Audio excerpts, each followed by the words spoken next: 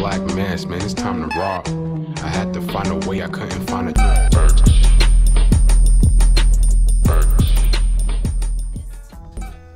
C.K.C. Entertainment, welcome back everyone. It's some more of the best of Black Dot from Urban X.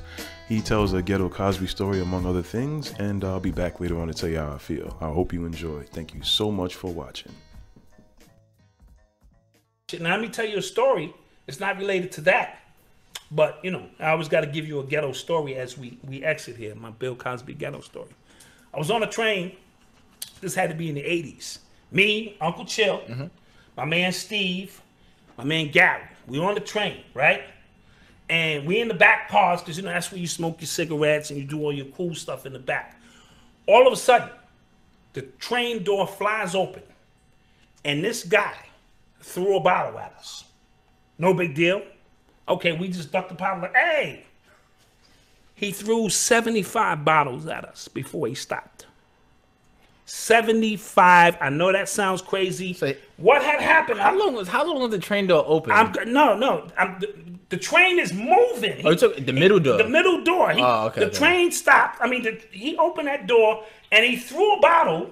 Then a glass bottle. It was all glass. There was no plastic back then.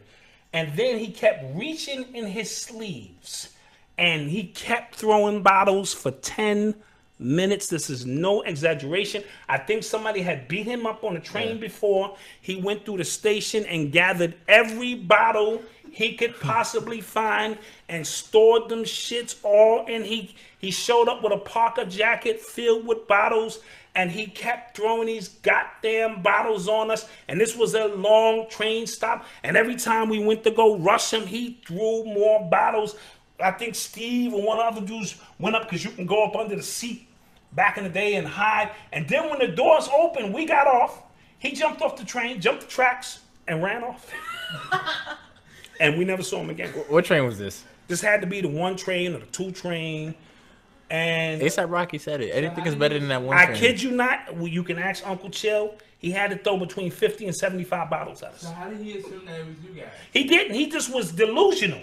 It wasn't us. He just saw a whole bunch of guys in the last car and maybe the train before something happened to him, and he started firing these bottles. And he never stopped firing them. That's the ghetto story of the... I'll compile these one day. Yeah. One day you need to compile all these stories. All these stories are true stories. I'm going to tag my man Steve in this one because he got a vivid memory. And then I think he jumped the track and ran the other side. And they just took off. And it's a beautiful thing because it's one thing to put out a book and people can't touch you and feel you. It's another thing to go get the pulse of the people and let them know I'm just like you. I'm going through the same struggles you may be going through. And I like throwing my arms around the people, and because you inspire a lot of people and it humbles me. You know what I mean? For the people that I've inspired and crossed. So I like to really get down and meet the people and create that kind of foundation for the people. So that's my thing. So when I get an opportunity, and it gives me an opportunity to be Black Dot, that superhero, at home to my children. I'm dad, right? Regular dude, Clark Kent. You know what I mean? And I'm helping the kids and doing this and that, and then I get a call like a beep, beep, beep, beep, beep.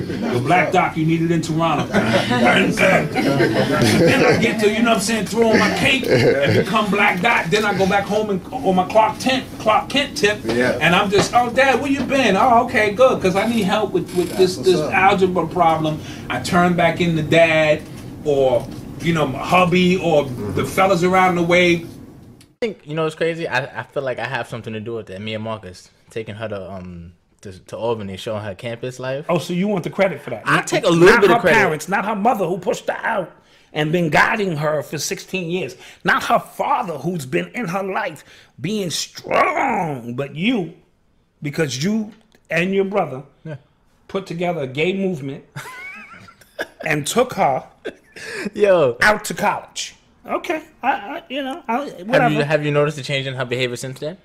No, she's been pretty good for a while. But okay, listen, we'll give you the credit for that. If you want, let's clap it up. Jeez. Take credit. Yeah, take some credit for that. Yeah. Little jar, you You know know. what I'm saying? Kid is turning 25. You know what I'm saying? I feel good. 25, and brother, I just want to say I love you. I'm proud of you. Thank you. 25 years old. Thank you. I ain't got no calls from no precincts, or I ain't got no call with no chick with no scarf on. Tell that nigga to come outside, because this is his baby. Fuck you, Mr. Black Dot, or whatever that shit y'all be doing.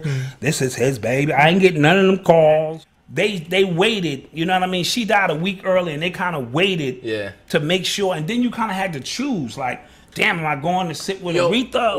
Well, people were getting at Obama because he went to McCain's funeral and not Aretha's funeral. But I think he had promised McCain. Yeah, I think, but didn't Bill Clinton go to both?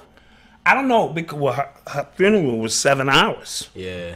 Shit, you could have flew across country and made both. No disrespect. I went to bed and woke up and it was still on. It was like it was a marathon. Yeah.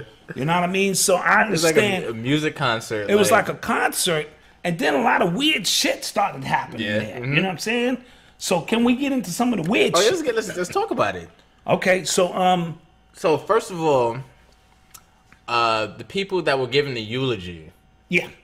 Charlamagne, he gave one of them Donkey of the Day because he was talking about single mothers can't raise black men. I forget his name. His name is on the tip of my tongue. The guy who did the main eulogy. Yeah. In the comments section, you'll know who I'm talking about. And he just was going off on Black Lives Matter. Yeah. Black Lives don't matter because there ain't no fathers around. And I'm like, nigga, Aretha's in the casket. She was a single mom of 4. Like, you know what I'm saying? And she was able to, you know, do what she did because she's a natural woman. I'm gonna be here all day. That was a cool segue. Yeah. And she deserves RESPECT. Okay, you reach with that one. You were doing all right. At least I can spell. Al Sharpton was like RESPICT. I said, nah, this nigga's head done got really huge because of the steroids or whatever the fuck he's on. But his spelling was bad. So the eulogy was a little twisted. Yeah,